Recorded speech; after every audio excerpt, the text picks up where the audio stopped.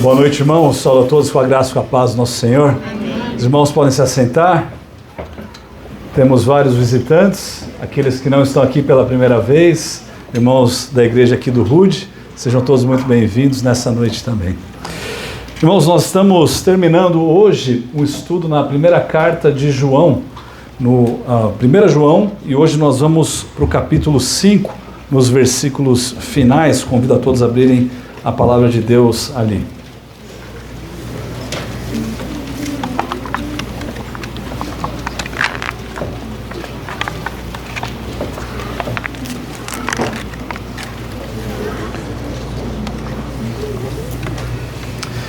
João, capítulo 5. Nós vivemos em um mundo de incertezas, isso é certo. Will Rogers, ele dizia que há apenas duas certezas na vida: a morte e os impostos. Mas há uma diferença. A morte, ela não fica pior quando você morre. Já os impostos sempre pioram quando o Congresso se reúne. O cenário político não é muito favorável para nós aqui do Brasil. A situação financeira, eu diria que é insustentável. Ela também não é muito certa, na verdade é completamente incerta. E a única certeza que nós temos é a de que nós não sabemos o que vai acontecer conosco nos próximos dias. Isso, na verdade, é o que caracteriza a vida no mundo. Incertezas e mais incertezas. A questão é que as incertezas, elas nos causam diversos problemas.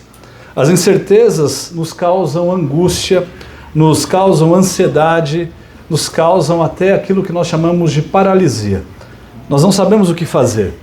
São tantas as opções, mas são tantas as incertezas que nós decidimos fazer absolutamente nada e ficamos parados. E o mesmo pode ocorrer com aqueles aspectos espirituais. Quando nós estamos incertos quanto à nossa fé, nós falhamos, nós começamos a temer, nós erramos, nós pecamos, mas quando nós caminhamos certos, quando nós temos uma certeza e estamos seguros em Cristo, confiantes em Cristo, nós podemos caminhar tranquilos, porque dependemos de Deus. Nesse último trecho que nós estudaremos hoje à noite, do livro de 1 João, o apóstolo João, ele nos apresenta 3 certezas que todo cristão tem e que nos auxiliam no nosso dia a dia. Nós temos aqui a certeza do perdão, a certeza da preservação e a certeza da separação. Lemos então 1 João capítulo 5, a partir do versículo 18, e vejamos como essas 3 certezas, elas podem nos auxiliar na nossa caminhada. Assim diz a santa palavra de Deus: sabemos que todo aquele que é nascido de Deus não vive em pecado, porque quem é nascido de Deus guarda a si mesmo, e o maligno não pode tocar nele. Sabemos que somos de Deus e que o mundo inteiro jaz no maligno. Também sabemos que o Filho de Deus já veio e nos tem dado entendimento para reconhecermos aquele que é o verdadeiro. E nós estamos naquele que é o verdadeiro, em seu Filho, Jesus Cristo.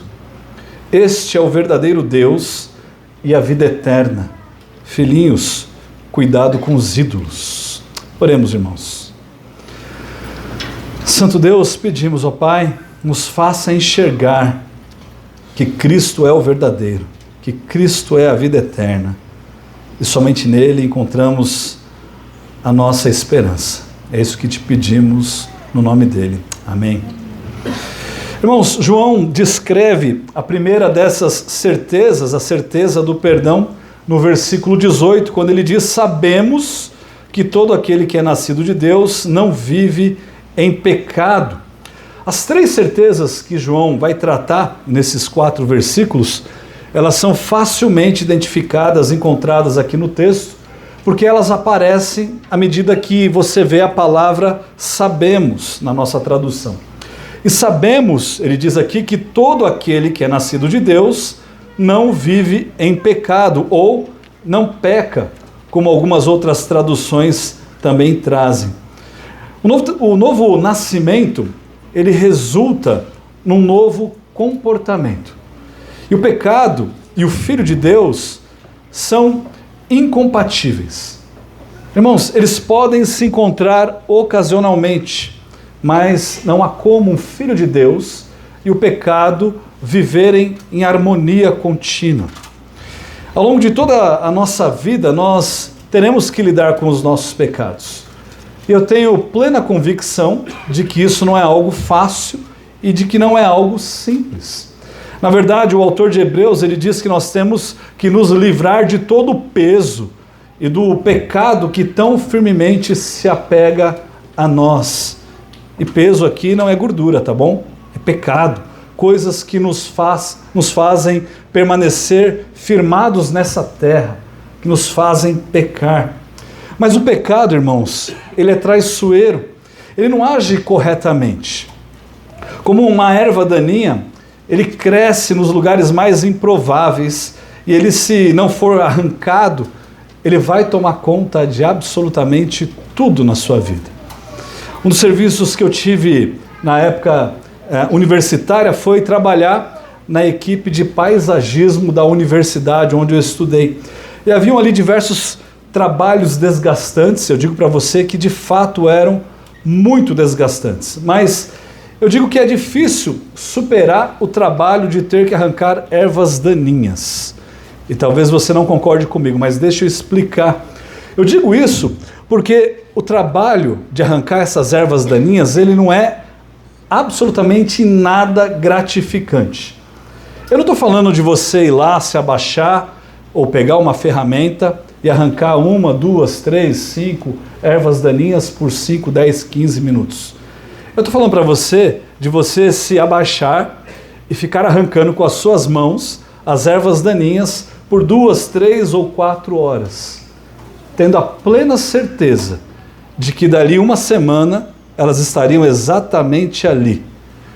Esse era o problema. Esse é o problema que nós encontramos com o pecado. No seu livro O que Você Esperava, o pastor Paul Tripp, ele nos demonstra como que o pecado, ele age na nossa vida. Ele diz assim: o pecado nos entrega a nós mesmos.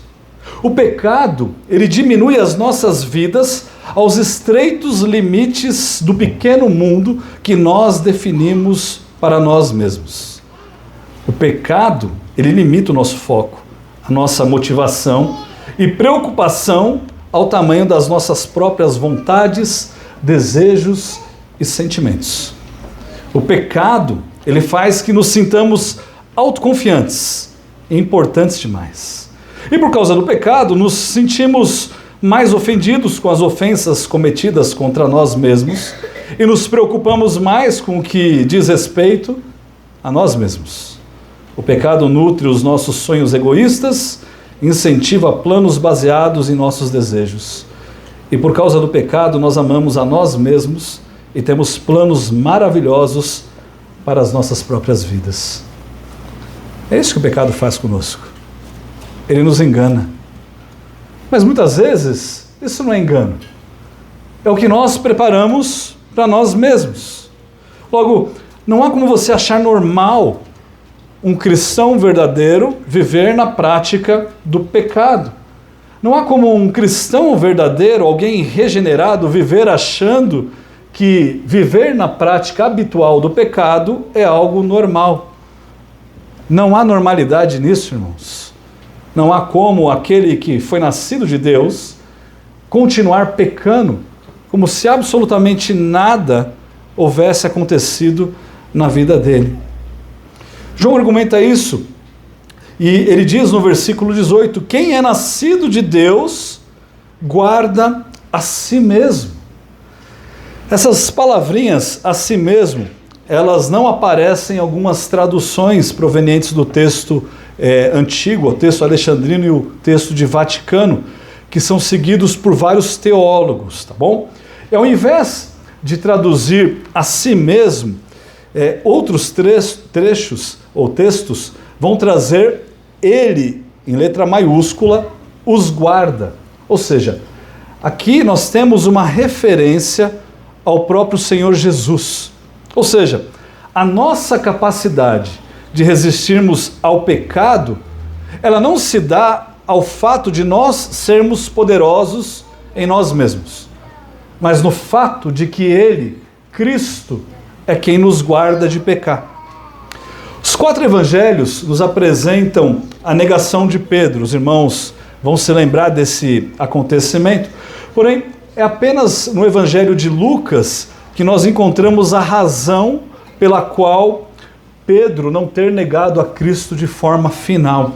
Abra comigo lá em Lucas, capítulo 22, a partir do versículo 31. Lucas 22, 31.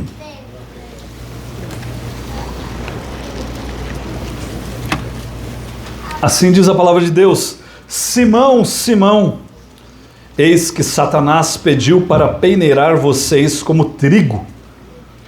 Eu, porém, orei por você, para que a sua fé não desfaleça. E você, quando voltar para mim, fortaleça seus irmãos.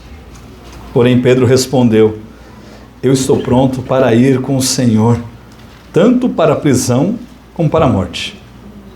Mas Jesus lhe disse: eu lhe digo, Pedro, que hoje, antes que o galo cante, você negará 3 vezes que me conhece. Irmãos, Pedro não negou a Cristo de forma final e última, não porque ele era forte, mas porque Cristo rogou por ele. E o mesmo Jesus que orou por Pedro é o Jesus que nos guarda.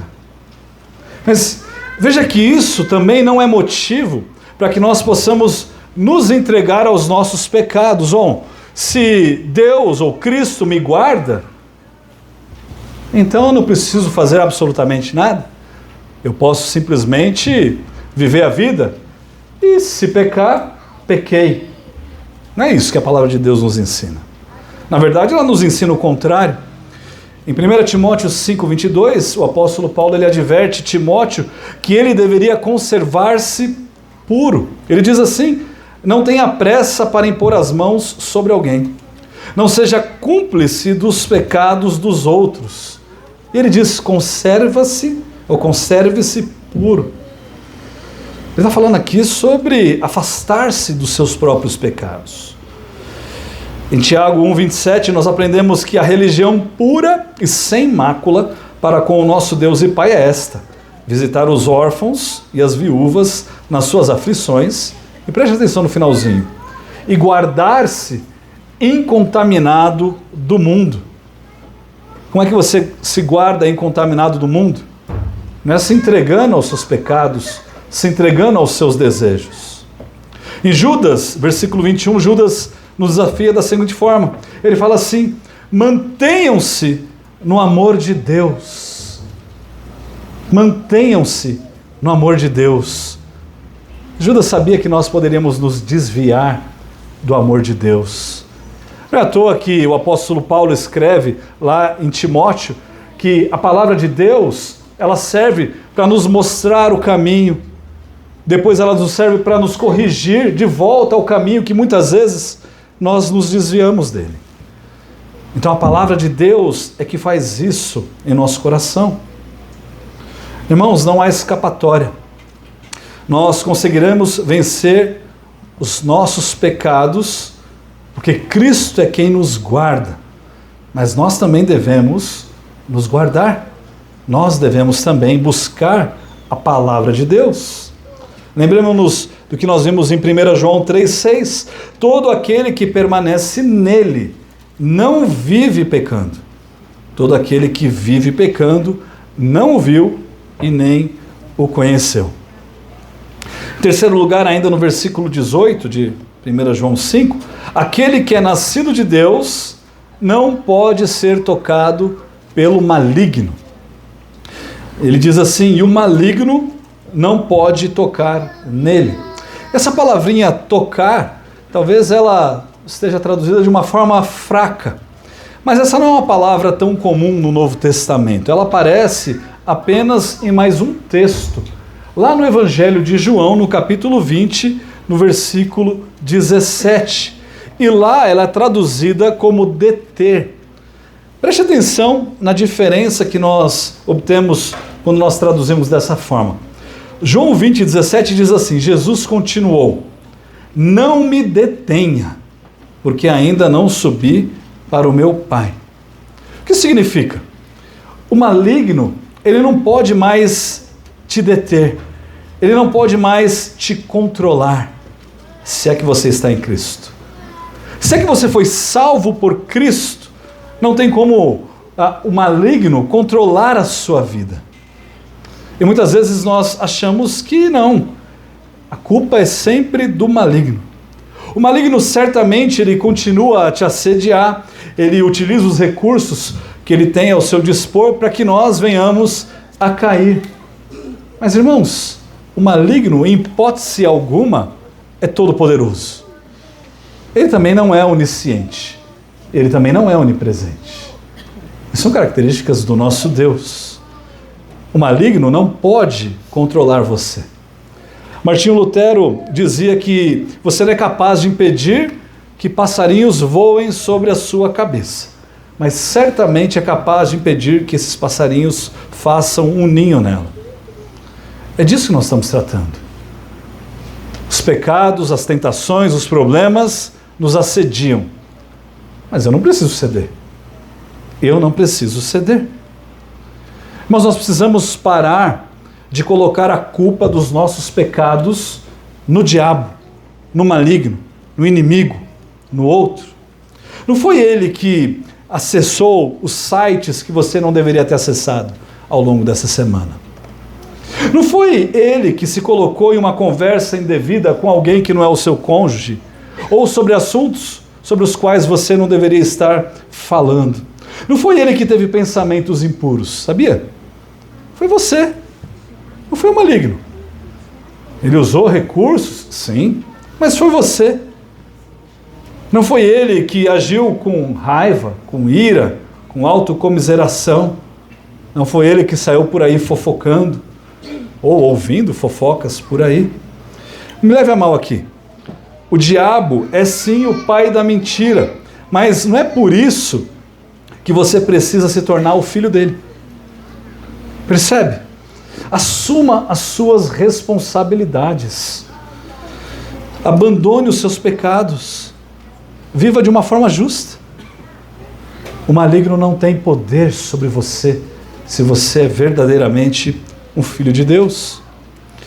A segunda certeza que nós temos, baseado nesse texto, como cristãos, é de que nós somos preservados.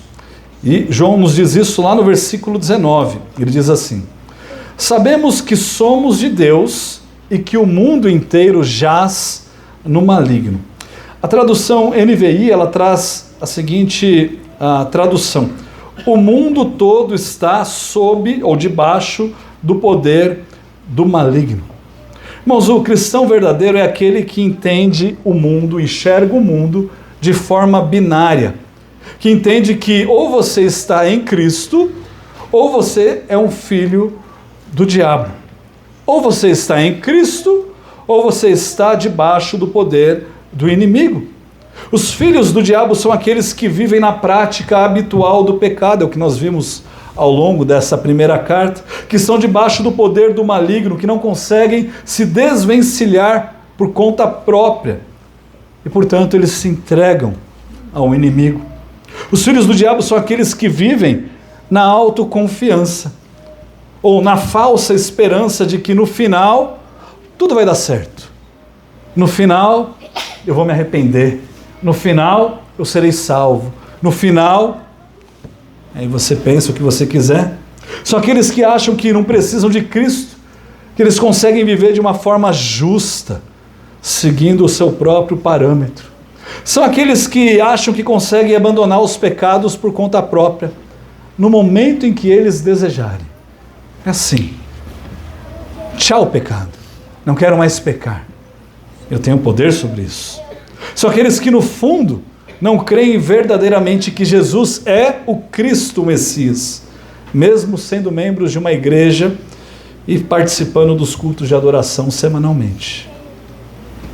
Não se engane. Se você se identificou com alguma coisa que eu disse nessa lista, você precisa se arrepender. Você precisa clamar por perdão a Deus. Você precisa pedir que Deus traga arrependimento, que o seu Santo Espírito derrame misericórdia sobre você. Você precisa de Cristo. Você precisa do Cristo verdadeiro. Faça isso hoje. Não deixe para amanhã. Com a certeza de que nós estaremos vivos ainda hoje. Faça isso hoje, agora. Por fim, nós temos a terceira certeza. A certeza de que somos separados. Separados por Deus e também separados para Deus. É o que João nos diz no versículo 20. Ele diz assim: também sabemos que o Filho de Deus já veio e nos tem dado entendimento para reconhecermos aquele que é o verdadeiro. E nós estamos naquele que é o verdadeiro, em seu Filho, Jesus Cristo. Este é o verdadeiro Deus e a vida eterna. Irmãos, João ele afirma que Jesus não é apenas o verdadeiro Deus, mas também nos deu entendimento para que nós possamos reconhecer o verdadeiro e estarmos no verdadeiro. O que você vê aqui é a junção de Cristo como um Deus verdadeiro. Nós não só conhecemos a Cristo, mas nós também estamos em Cristo. Jesus é o verdadeiro. Esse é o grande tema de João, e é como ele nos apresenta Jesus no seu Evangelho. Se você fizer uma leitura rápida do Evangelho de João, você vai ver João falando sobre Jesus como sendo a verdadeira luz, no capítulo 1, versículo 5. Jesus é o verdadeiro pão, João 6,32. Jesus é a verdadeira videira, João 15,1. Ele é a verdade, João 14,6. Ele é a verdadeira vida eterna, João 5,20. Ele é o próprio Deus. De fato, 1 João 5,20, ele é o verdadeiro Deus e a vida eterna. E aqueles que têm o Filho têm a vida. Quem não tem o Filho de Deus não tem a vida. 1 João 5,12. Caminhando aqui para o final, irmãos, ao concluir a carta, João nos faz um alerta no versículo 21. Versículo bem curto. Ele diz assim: filhinhos. Vocês se lembram dessa linguagem que João usou lá no início da carta, repetidas vezes? Ele chama aqueles irmãos, aqueles com quem ele está muito preocupado, de filhinhos. É uma linguagem que demonstra o carinho, o amor que ele tem por essas pessoas. Ele diz: cuidado com os ídolos. A essa altura, João ele parece ser aquele professor Caxias, sabe? Que ele não se importa de estar dando a última aula do último dia antes das férias. E nos 45 minutos do segundo tempo, ele pega e me solta uma declaração como essa: cuidado com os ídolos. Ele encerra a carta dele. Mas esse alerta é um alerta totalmente pertinente. Mesmo diante de tudo que ele mesmo já demonstrou ao longo desses 5 capítulos, a tentação dos leitores ali de João e a nossa tentação é sempre de nós trocarmos aquilo que é certo por aquilo que é incerto. Não é à toa que as pessoas abandonam seus trabalhos e gastam as suas rendas apostando. Nós sempre buscamos aquilo que é incerto e damos primazia para isso. Nós abandonamos o que é verdadeiro por aquilo que é falso, por aquilo que é ilusório. Então João escreve aos cristãos que viviam ali na região da Ásia Menor, que tinha Éfeso como uma das regiões mais importantes. E o culto às entidades pagãs e também a comercialização de produtos relacionados a eles era algo bem comum naquela região. Agora, quando você pensar sobre isso, não pense que isso é algo antigo. É o que não diz respeito a nós. Quando você for para casa, hoje mesmo, talvez você more um pouquinho mais distante do que eu, você vai pegar seu carro, vai reparando em quantas lojas de artigos religiosos você vai encontrar até o caminho da sua casa. O nosso bairro aqui é repleto dessas coisas. Nós vivemos, irmãos, num mundo muito parecido com aquele em que eles viviam. Um mundo repleto de paganismo, um mundo repleto de coisas que não agradam a Deus. Além da magia, da feitiçaria, de diversas seitas, do ocultismo, da astrologia, de encantamentos, exorcismos, religiões místicas, havia também aquilo que era chamado de culto ao César, que foi imposto como atos de lealdade. Sabe o que significa? Que as pessoas, os cidadãos romanos, deveriam acender incenso em honra à imagem de César. Talvez, na verdade, a realidade deles não seja de fato tão distante da nossa. A única diferença é a sofisticação que nós temos nos dias atuais. Além de todos os tipos de ídolos que eles tinham, hoje ainda nós cultivamos, e até com certa tranquilidade e naturalidade, outros ídolos. Nós cultivamos cantores, nós cultivamos atores, atrizes, bandas, empresários, políticos, empresas, coisas materiais. E o pior de tudo, nós cultivamos a idolatria do eu, do ego, das redes sociais. Eu tenho a primazia sobre tudo. Preciso aparecer em todos os lugares, todos os momentos. Irmãos, aquilo que João nos diz é direto. Fujam dos ídolos. Fujam dos ídolos. Fujam do culto aos homens. Fujam do culto ao eu. Fuja da idolatria. A nossa adoração e devoção deve ser somente a Jesus, o Cristo. Ao longo desses 5 capítulos, nos ficou evidente que João, ele aborda, como nenhum outro livro, do Novo Testamento, o tema da certeza da salvação, a segurança da nossa salvação. E a pergunta que surge é como que nós, ou como que esse tema, nos ajuda a viver hoje, 2025. O capítulo 18 da nossa Confissão de Fé é um capítulo dedicado a esse tema.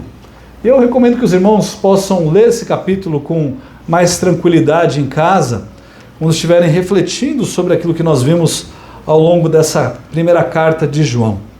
E desse capítulo, nós conseguimos extrair algumas vantagens que nós temos com essa certeza, com a certeza de que sabemos que temos a nossa salvação em Cristo. Aqueles que realmente creem em Jesus e o amam sinceramente, podem ter a certeza de que estão num estado de graça ainda nessa vida. Nós vivemos num estado que o mundo desconhece. Eles têm uma vida de incertezas e nós temos muitas certezas. Esses que reconhecem a Cristo, eles podem se regozijar na esperança da glória de Deus, uma esperança da qual jamais serão envergonhados. Essa certeza infalível de fé é o que vai manter o seu coração humilde, o que vai manter o seu coração santo. Você está seguro porque a sua salvação não depende de você. Eis aí a humildade. E porque Cristo morreu no seu lugar e te sustém, você vai viver de uma forma justa. Essa certeza leva o nosso coração a se deleitar em paz, em alegria no Espírito Santo de Deus, que consequentemente resulta no amor e na gratidão a Deus. Ou seja, a nossa vida não vai ser uma vida só de pedidos e pedidos e pedidos, mas uma vida de gratidão.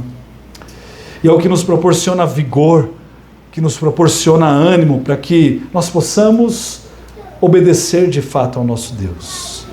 Ela nos torna disciplinados quanto ao nosso viver perante Deus, e não só perante Deus, mas também perante todos os homens. E mesmo quando essa certeza é abalada, quando as dúvidas vêm, quando as dúvidas surgem, nós sabemos que somos preservados de um total desespero, pois a nossa confiança está firmada em Cristo. Paulo fala aos Tessalonicenses: nós não somos como os do mundo, que não tem esperança. A nossa esperança é Cristo, a vida eterna.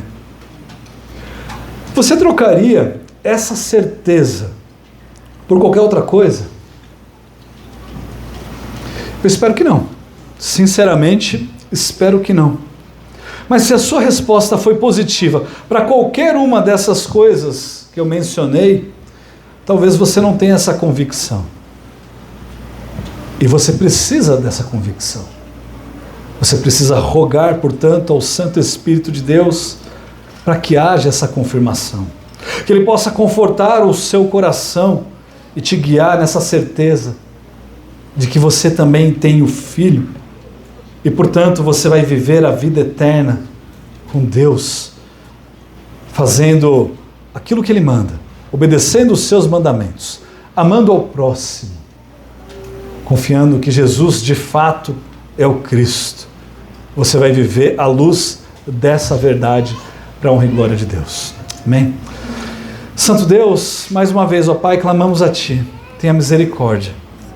Nos ajude, ó Pai. Nos ajude a vivermos de uma forma que refletimos o caráter de Cristo. Ó Deus, nos ajude a sermos mais parecidos com Ele. Pai, nos ajude, ó Deus, a termos a certeza da salvação em Cristo. E não duvidarmos, mas temos ousadia para que possamos viver de uma forma justa, piedosa, perante Deus e perante os homens. É em nome de Cristo que oramos. Amém. Convido os irmãos a se colocarem de pé e nós vamos cantar ao nosso Deus.